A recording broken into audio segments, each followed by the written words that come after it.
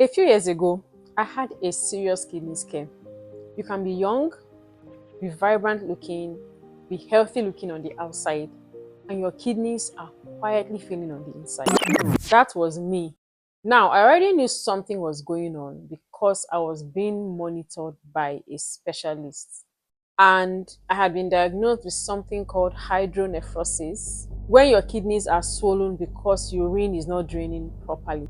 And in my case, it was because fibroids was actually pressing on my bladder. And I was monitoring it closely because I already knew about this condition. So sometimes it was mild, sometimes it was moderate, sometimes it was one kidney, sometimes it was both kidneys, and sometimes it was actually non-existent because I lived a healthy lifestyle.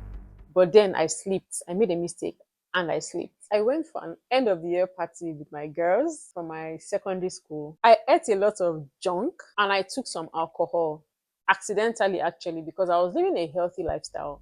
But I didn't know that the fruity Chapman had some alcohol in it. I just took a gulp. That was all it took. And I went downhill from there. The next day I woke up, my face was swollen, I was puffy, I just had some weird symptoms that I kind of brushed aside. But then those symptoms progressed because, hey, it was Christmas season and I didn't want to miss out on all the food and everything that was available. I confess that I ate a lot of junk. For that entire week, I was eating anything that I wanted at any time. Even though my face was swollen, I just felt, oh, it's the stress. I kind of pushed it to the back. I just wanted to live my life at that point. But then as New Year came, I realized that it was getting worse. I started having swollen ankles, chest pain, waist pain, even shortness of breath. My heart was racing, like practically racing. I would just take a few steps, climb the staircase, and I would not be able to catch my breath. It was really bad. I was carrying my niece at the time, and I could barely carry her up the staircase. It was that bad. But from that day, I knew how serious this thing could get, and I decided that, you know what, I'm going to change a lot of things from today. And that's what I did. So I started fasting, I was hydrating carefully and with more intention. And in just a few days, these symptoms began to disappear. And I learned a lot about kidney health, to be honest, about the signs that we ignore, about the silent habits that are killing our kidneys. And a lot actually depends on our lifestyle. So my story continues. So follow me to the end and then we'll find out what actually happened at the end of this story. I am Grace and you can call me your wellness partner because we are in this together, right? And I'm growing this wellness brand that is focused on holistic healing and preventive health. I have been a nutrition coach for almost 10 years now, with a background in nursing, MPH, MBA, and the health insurance industry, with 2 nutritional certifications. I think I need to say this sometimes so that you get to know me better and you know that I'm not just yapping. The funny thing is that I have always been my own first client. I always use myself as a guinea pig. Because I've been through a lot with my health and I always come out conquering. I mean, that's amazing, right? So if you're here to subscribe, please share, like, and let me know your thoughts in the comment section. Now, let's go back to the kidney story. If you do not already know, your kidneys are filters. They recycle fluids, protein, nutrients, and even hormones. Now, each kidney has up to 1.5 million nephrons. And these nephrons are the tiny filters working round the clock.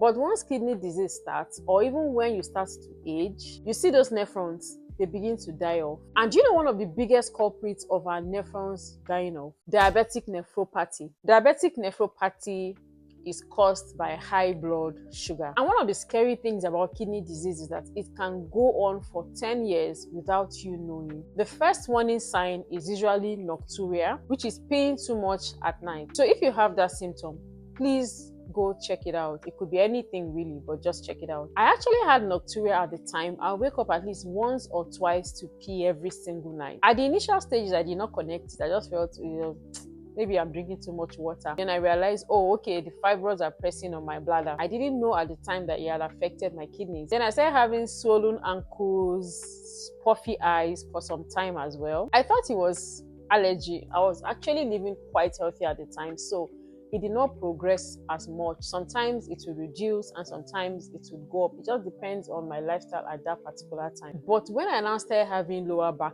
pain, and as a health practitioner, I knew that something was off. So these are the signs that you should look out for: nocturia, swollen eyes, waist pain, lower back pain, chest pain, especially once it starts to get advanced. I started having chest pains after I took some alcohol, so my kidneys were obviously struggling at that period. Beautiful thing is that once I started intermittent fasting, it just dropped. I stopped having chest pain, I stopped having difficulty in breathing, the swelling reduced drastically for me at the time. Before I tell you how I eventually resolved my kidney issue, let's get into the 5 habits that are killing your kidneys slowly. Number 1, eating too much sugar and high carbohydrate foods. This actually destroys your kidney filters gradually over time. Too much sugar leads to insulin resistance, and guess what the number 1 cause of kidney failure is? Diabetes. What happens is that diabetes can lead to a process called glycation. This is where the excess sugar sticks to the protein in your body and clogs those tiny little nephrons that I spoke about at the beginning of this video. Eventually, protein starts to leak into your urine because the filters are not working. Number 2,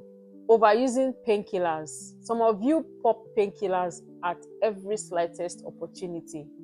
And the funny thing is that painkillers do not actually take care of the problem. They just tell your brain to stop sending signals for the pain while the issue is ongoing somewhere. Medications like ibuprofen and diclofenac can overwork your kidneys if used too often. So before you pop that painkiller, ask, do I really need to take this? Sometimes having a headache may just mean that you need to sleep better. Number 3, high sodium intake with low potassium. And you know that there's a lot of soda in some of the packaged and processed foods that we eat, like noodles, packaged chips, and the rest. Too much salt strains our kidneys. But you know the funny thing?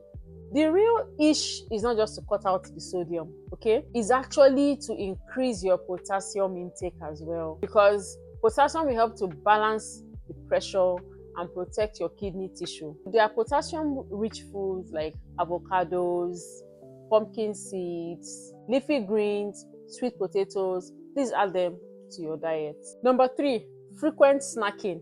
Every time you eat, your kidneys have to filter. Constant eating, especially carbohydrates, can raise your insulin and overwork your kidneys over time. So in this case here, intermittent fasting is a game changer. Remember that was what really helped me. Number 5, soda and processed foods. Now the thing with soda is that soda contains high phosphorus levels. It also contains additives and artificial coloring and all of that.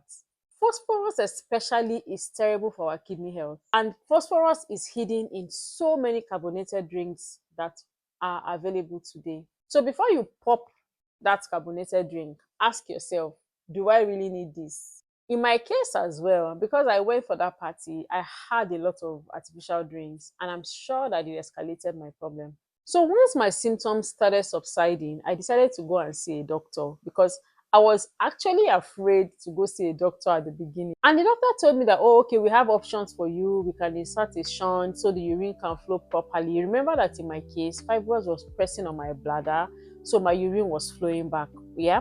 And the doctor said, oh, we can put a shunt so the urine can flow properly. I didn't want to go for a surgery the 3rd time because, hey, I've done surgeries 2 times already at this point, and I was still having fibroids. And I was living clean and I was living healthy. The doctor said, let's have a conversation. And that was one of the first doctors that I had seen that actually sat me down, listened to my fears, and said, you know what, let us have a conversation. If you put in this shunt, it's only going to be a temporary relief. Why don't you go for a surgery and take out this thing once and for all? But you know, because I believe in natural healing, I was like, oh, I'm going to heal it naturally, which was working. It was just a bit slower. And because it was slow, I had to deal with these other symptoms. So I had to make a choice. And the doctor helped me. And this time around, I was very intentional. I was intentional with my meals. I was intentional with supplementing, exercising, all the things, you know, after I'd done my deep research. I said, this time around, the kidney issue had greatly improved before I went for my surgery. By the time I was going for my surgery and they ran the kidney function test, everything was back to normal. Everything was back to normal. I could not believe it, because even the symptoms that I was feeling had reduced. I was no more waking up to pee. I was no more swollen. I didn't have swollen ankles. The waist pain had practically disappeared just by my lifestyle. There was nothing different I did. The surgery was meant to provide a permanent solution so that my urine could actually just flow properly and I'll not find myself back there again in the future. So luckily for me, my kidneys were not particularly affected. It was just under severe duress at that time and it was struggling to filter out toxins from my body. And I'm really glad that it did not progress. Let me share a few things to heal and to protect your kidneys based on my personal experience and also based on science. You must go on a low carb diet. It's very important. Your kidneys start to struggle when you have too much sugar. You can also try the ketogenic diet or you try intermittent fasting from time to time. Eat more plant nutrients, green beans, kale, cucumbers, spinach, cabbages, purple cabbage, red cabbage, whatever it is, make sure that you're taking enough plants in your diet. Probiotics is very important. Greek yogurt, sauerkraut, fermented drinks like fermented cabbages are very good for the kidneys. Another thing that helped me also were kidney-friendly teas. I was drinking a lot of teas. Dandelion, green tea, and turmeric tea, and even cloves were a game changer for me. Hydrate with mindfulness, you get. So you sip and not just gulp everything at once. Sip so that your body is truly hydrating. Eat a lot of onions. Onions contains quercetin, which is a powerful antioxidant. And also, let me not forget asparagus. I didn't have asparagus, but asparagus are also very good for the kidneys. You see, these kidneys, they may be small, but they are small and mighty because once they stop working, we know what follows. I mean, I'm sure we've all seen too many cases of people that have had kidney issues. It's not something to joke with. So you better take care of them now before any symptoms come, before any crisis, before whatever it is that we don't even know. Just be mindful of your health, be mindful of your kidneys. So was this helpful? Did you relate to any of my story? I would like to know your thoughts in the comment section. And I will see you in the next video. Bye.